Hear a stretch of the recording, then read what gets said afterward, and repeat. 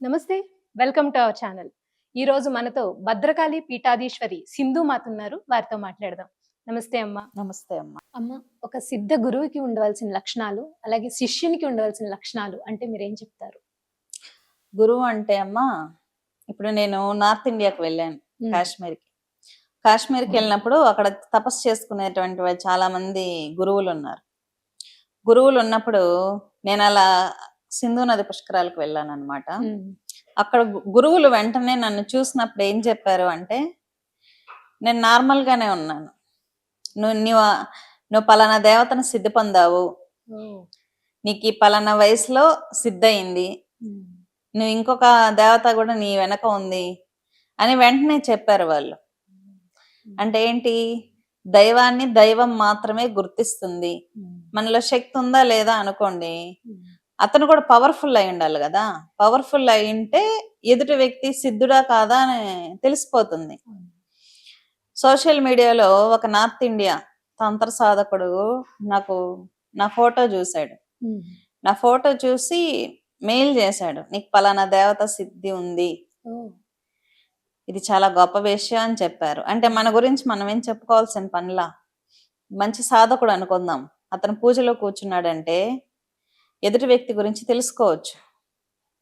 నాకు పలానా దేవతను నేను సిద్ధి చేసుకుంటే, ఇప్పుడు అక్కడికి వెళ్ళినప్పుడు అక్కడ సంచరిస్తున్నప్పుడు చాలా మంది చెప్పారు. కామాఖ్యకి వెళ్ళినప్పుడు కూడా నేను జపం చేసుకునేటప్పుడు మా పలానా దేవత వస్తుంది నీ చుట్టూ తిరుగుతుందని పక్కన తంత్ర సాధకులు ఉంటారు, చెప్తుంటారు అనమాట. అంటే ఇవన్నీ ఏంటంటే, మనకి శక్తి ఉందా లేదా, ఒక గురువు సిద్ధుడా కాదా అని తెలుసుకోవాలి అంటే ఎదుటి వ్యక్తికి కూడా శక్తి ఉండాలి.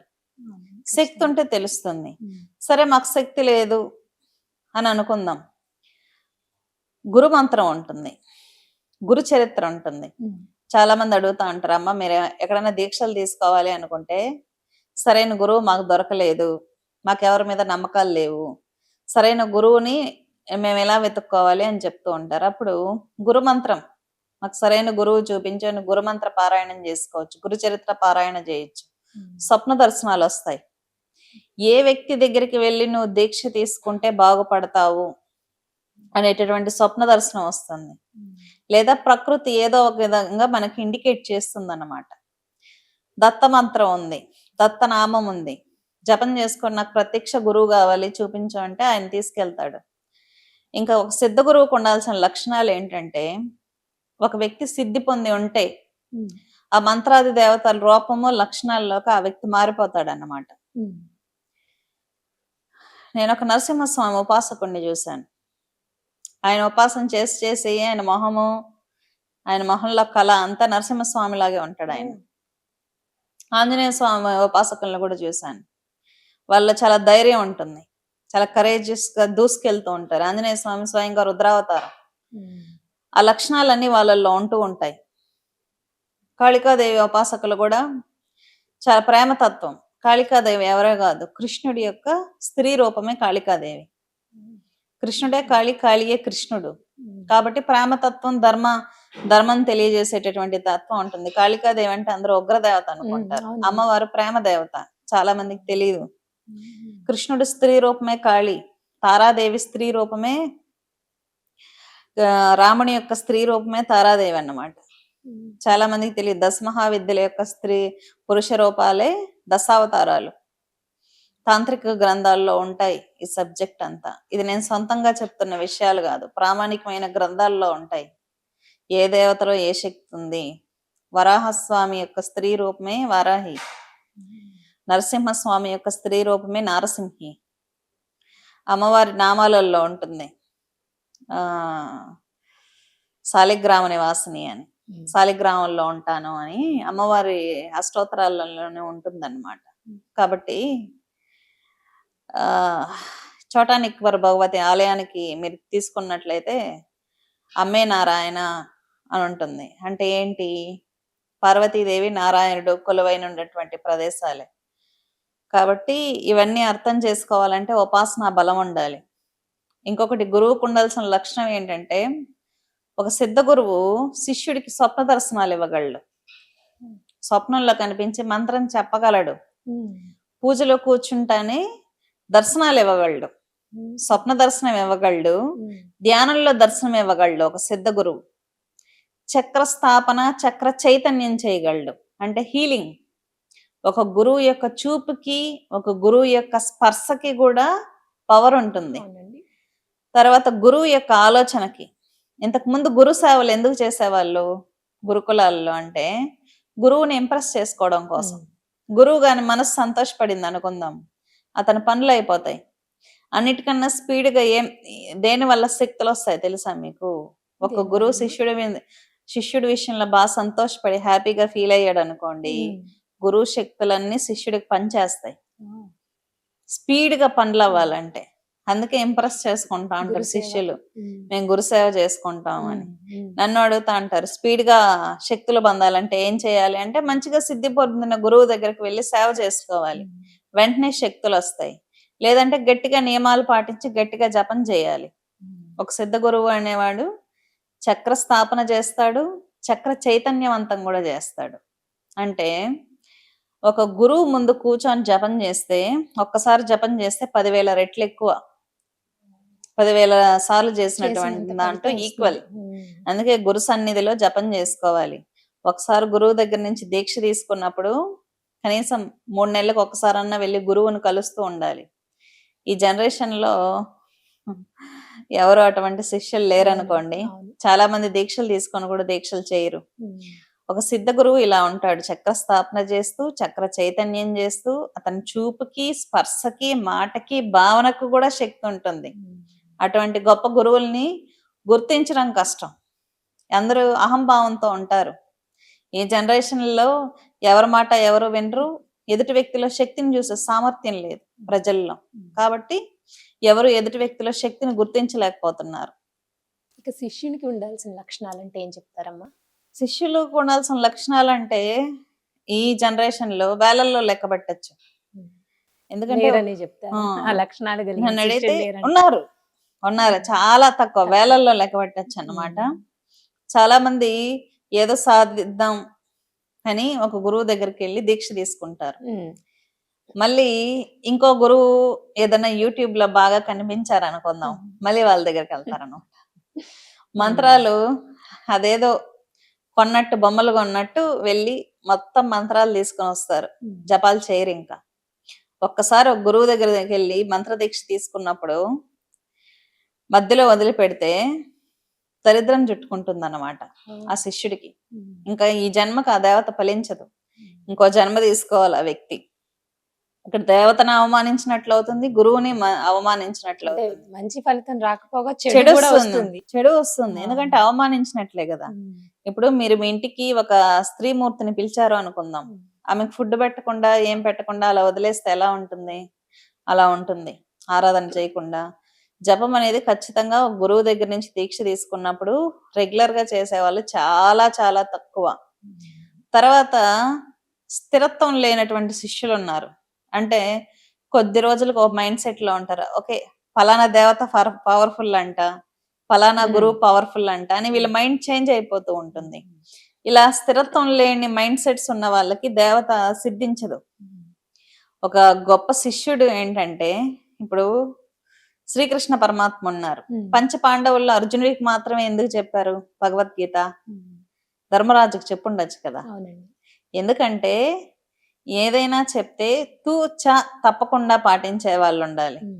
అర్జునుడిని చెట్టు మీద ఏం కనిపిస్తుందంటే, నాకు పెట్ట కన్ను మాత్రమే కనిపిస్తుంది అంటాడు. అంటే ఏంటి? ఆయన ఎప్పుడు టార్గెట్ ఫిక్స్ చేసుకుంటాడు, ఏం చెప్తే అది చేస్తాడు అనమాట. ఆయన గొప్ప శిష్యుడు కాబట్టి అన్ని విద్యలు వచ్చాయి. భగవద్గీతను కూడా పొందగలిగాడు, వినగలిగాడు ప్రత్యక్షంగా క్షణకాలంలో. ఒక శిష్యుడికి ఉండాల్సింది ఏంటంటే, చెప్తే చేయాలి, గురువు చెప్తే చేయాలి. ఆదిశంకరాచార్య చరిత్ర తీసుకున్నట్లయితే కూడా, మీరు ఈ మధ్య ఆదిశంకరాచార్య మూవీ కూడా చూసారు. మూవీలో ఆయన గురువు పైనుంచి దూకే అంటే ఆయన దూకేస్తారు కదా. అంటే ఆ విధమైన భక్తి శరణాగతి ఉన్న శిష్యుడికి మాత్రమే శక్తులు లభిస్తాయి. అతను మంత్ర జపం చేసినా చేయకపోయినా సరే గురు సేవ అనేది చాలా ఉన్నతమైంది. గురువుకు చక్కగా ఎవరైతే సేవ చేస్తారో, గురువు యందు భక్తి, శ్రద్ధ, శరణాగతి ఎవరు కలిగి ఉంటారో వాళ్ళకి ఆటోమేటిక్ గా శక్తులు వస్తాయి. తర్వాత గురువు దగ్గర నుంచి దీక్ష తీసుకున్నప్పుడు నియమాలు చక్కగా పాటించుకుంటూ, గురువు చెప్పిన విషయాలు పాటించుకుంటే సరిపోతుంది. ఈ జనరేషన్ ఎలా ఉంటుందంటే దీక్ష తీసుకున్న తర్వాత గురువుకి వాల్యూ ఇవ్వరు, మంత్రాది దేవత గొప్ప అనుకుంటారు. ఏముందిలే మంత్రం వచ్చేసింది కదా, గురువుకి అంత విలువ ఇవ్వాల్సిన అవసరం లేదు అని. ఏ శిష్యుడైతే గురువుకి మంత్రానికి మంత్రాది దేవతకి తేడా లేకుండా జపం చేస్తారో ఆ వ్యక్తి మాత్రమే మంత్రసిద్ధి పొందుతాడు. గురువుకి మంత్రదీక్ష ఇచ్చిన గురువుకి మంత్రానికి మంత్రాది దేవతకి తేడా ఉండకూడదు అనేది శ్రీ విద్యలో మొట్టమొదటి పాయింట్. నిజానికి సిద్ధి పొందిన గురువే దేవతా స్వరూపం అవుతాడు. కాబట్టి గురువుకు విలువ ఇవ్వాలి. దీక్ష తీసుకున్నప్పుడు చక్కగా రెగ్యులర్ గా చేసుకుంటూ ఉండాలి. ఇవి రెండు పాటించకపోతే మంచి ఫలితాలు రాకపోగా చెడు ఫలితాలు ఖచ్చితంగా అనుభవించవలసి ఉంటుంది శిష్యులు. ఏదో మంత్రాలు 10 మంది దగ్గరికి వెళ్ళి 10 మంత్రాలు పట్టుకొచ్చుకుందాము, ఇన్స్టెంట్ గా వచ్చేయాలి, గంటలో వచ్చేయాలి, వస్తాయి. ఒకరిని పట్టుకొని ఒక విధానంలో వెళ్ళాలి. ఇప్పుడు ఒక ఇల్లు ఉంది అనుకుందాం, ఒక ఇంటికి 10 దారులు ఉంది అనుకుందాం. ఒక దారిలో 4 స్టెప్స్ ఎక్కి కిందకి దిగి మళ్ళీ పక్క దారిలోకి 5 స్టెప్స్ ఎక్కి కిందకి దిగి ఎలా ఉంటుందో టార్గెట్ రీచ్ అవ్వలేము. కాబట్టి ఒక గురువు, ఒక దేవత, ఒక సాధనలో వెళ్తే టార్గెట్ ఖచ్చితంగా రీచ్ అవుతాం.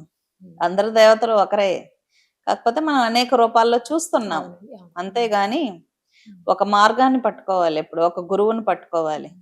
అస్తవ్యస్తంగా ఉంటే ఏ మంత్రాలు పడితే ఆ మంత్రాలు, ఏ గురువు దగ్గర పోతే ఆ గురువు దగ్గరికి వెళ్ళినారంటే పిచ్చెక్కుతుంది. మంత్రాలు ఎలా పడితే అలా చేయకూడదు.